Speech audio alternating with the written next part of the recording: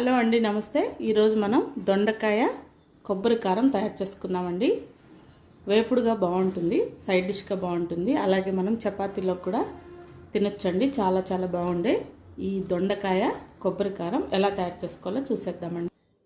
దీనికి ముందుగా మనం 1/2 కేజీ దొండకాయలు తీసుకొని కడిగేసి ఇంత సైజులో ముక్కలు కట్ చేసి పెట్టేసుకోవాలి. మీకు ఒకవేళ రౌండ్గా వద్దనుకుంటే సన్నగా పొడవుగా కూడా కట్ చేసుకోవచ్చండి. ఇప్పుడు దీనికి కావాల్సిన పదార్థాలు ఏంటో చూద్దాము.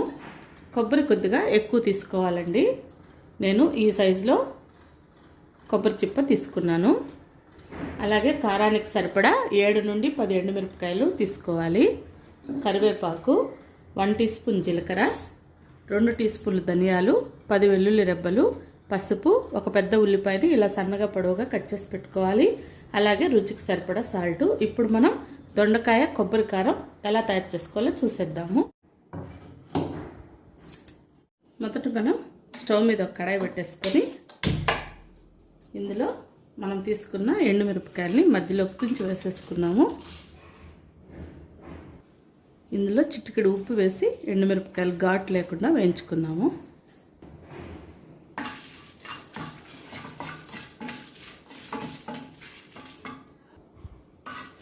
ఎండుమిరపకాయలు కొద్దిగా వేగిన తర్వాత గింజలు కొద్దిగా కలర్ మారుతాయండి. అప్పుడు మనం ఇందులో 2 టీ స్పూన్లు ధనియాలు, మంట తగ్గించుకోండి. అలాగే 1 టీ స్పూను జీలకర్ర, మనం తీసుకున్న కొబ్బరి చిప్పు ఉంది కదా, దాన్ని కూడా ఇలా సన్నగా పొడవుగా కట్ చేసేసుకొని వీటన్నిటిని దోరగా వేయించుకోవాలి.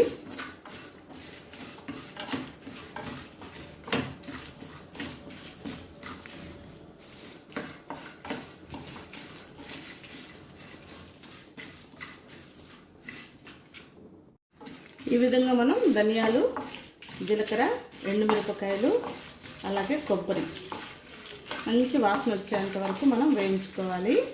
ఇలా అప్పటికప్పుడు మనం పొడి కొట్టుకొని ఏ కూరలైనా ఏ వేపుళ్ళైనా తయారు చేసుకుంటే మంచి సువాసనతో పాటు మనకి ఫ్రెష్గా ఉండి చాలా రుచిగా ఉంటాయండి.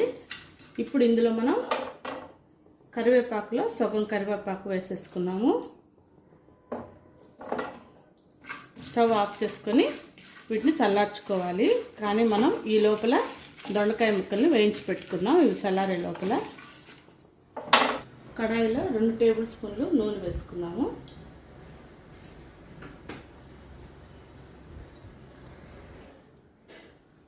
నూనె కాగిన తర్వాత 1/2 టీ స్పూను ఆవాలు, మినపప్పు, అలాగే 2 ఎండుమిరపకాయలని గిల్లు వేసుకోవాలి.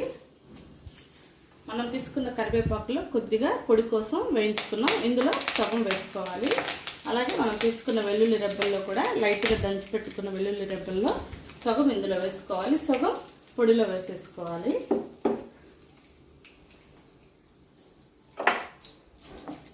ఇవన్నీ వేగిన తర్వాత ఒక పెద్ద ఉల్లిపాయని సన్నగా పొడవుగా ముక్కలు కట్ చేసుకున్నాం కదా, ఆ ముక్కలు ఇందులో వేసేసుకోవాలి.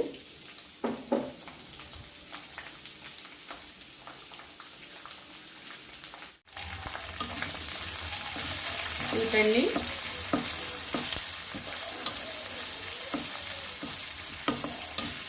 ఉల్లిపాయ ముక్కలు చక్కగా వేగేంత వరకు మనం 2 నిమిషాల పాటు ఉల్లిపాయల్ని వేపుకోవాలి.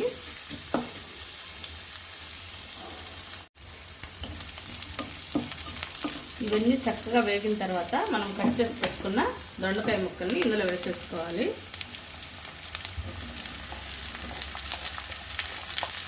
ఈ సమయంలోనే మనం దొండకాయ ముక్కల వరకు సరిపడా ఉప్పు, అలాగే పసుపు వేసేసుకొని దొండకాయ ముక్కల్ని వేయించుకోవాలి. మంటని మీడియం ఫ్లేమ్లో పెట్టుకొని దొండకాయ ముక్కల్ని చక్కగా వేసుకున్నాము.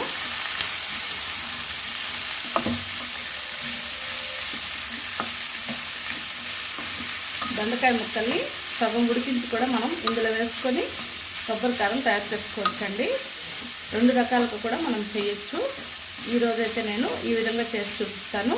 మరొక రోజు కొద్దిగా ఉడికించి తర్వాత దొండకాయ కొబ్బరి కారం చేసి చూపిస్తాను. అంతే అండి. ఇలా బాగా ఉప్పు, పసుపు మొత్తం కాయలకు పట్టే విధంగా కలిపేసుకున్న తర్వాత మూత పెట్టేసి దొండకాయ ముక్కల్ని మగ్గించుకుందాం. ఈలోగా మనం ఇవన్నీ మిక్సీ వేసేసుకుందాం. అన్నీ చల్లారిపోయినాయి. వీటిని మనం పొడిగొట్టి పెట్టుకుందాం. ఈ విధంగా మనం పొడిగొట్టి పెట్టేసుకోవాలి.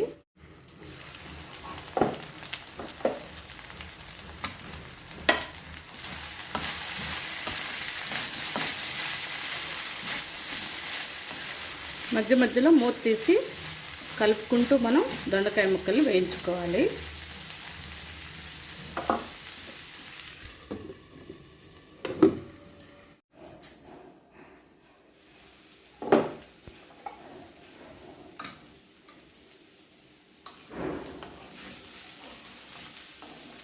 చక్కగా వేగిపోయినాయండి.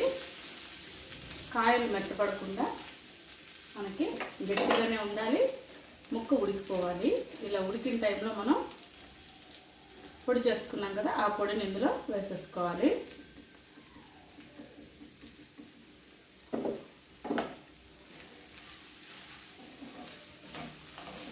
తర్వాత మనం దొండకాయ ముక్కలు ఉడికేంత వరకే ఉప్పు వేసుకున్నాము. ఇప్పుడు మనం ఈ పొడికి తగిన విధంగా ఉప్పు వేసుకోవాలి. అంతా ఒకసారి కలిపేసి మనం ఉప్పు చూసుకొని ఎంత తక్కువైందనే దాన్ని బట్టి మనం ఉప్పు వేసేసుకోవాలి. ఈ కొబ్బరి కారం కూడా వేడివేడి అన్నంలో కలుపుకొని తిన్నా చపాతీలోకి బాగుంటుంది. కాబట్టి మనకి ఎంత కావాలో అంత పొడి మిక్సీ వేసేసుకున్న తర్వాత వేసేసుకోవచ్చు. ఒకవేళ ఎక్కువైంది అనిపిస్తే మనం ఏ వేపుల్లో అయినా కూడా, దొండకాయ కాదండి, ఏదైనా ఆలు కానీ, గోరుచిక్కుడు కానీ, చిక్కుడుకాయ కానీ, ఎందులో అయినా సరే మనం ఈ పొడిని వేసి ఈ విధంగానే చేసుకోవచ్చు. అంతా ఒకసారి కలిపేసుకోవాలి. చివరిలో చూసారు కదా, వెల్లుల్లి రెబ్బలు తిరుగుబాతులో కొద్ది వేసాను.